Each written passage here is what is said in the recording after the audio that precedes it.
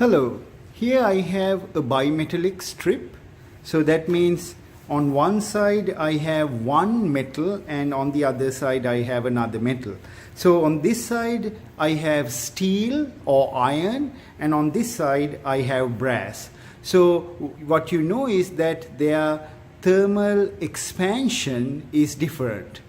Their linear thermal expansion, or what we characterize that by the coefficient of linear expansivity, that's different for brass and for iron. So let's see what's going to happen when we heat this system up.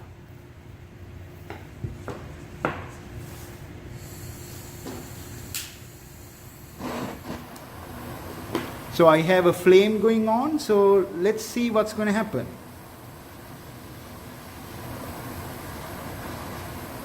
So you can see it's going to bend.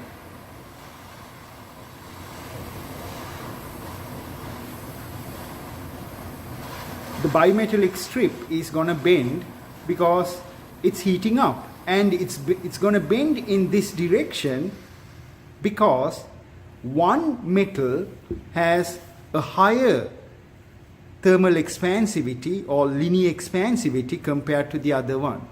So that's why it bends like this. Usually brass, the coefficient of linear thermal expansivity for brass is larger than that of iron. So that's why it bends in this direction.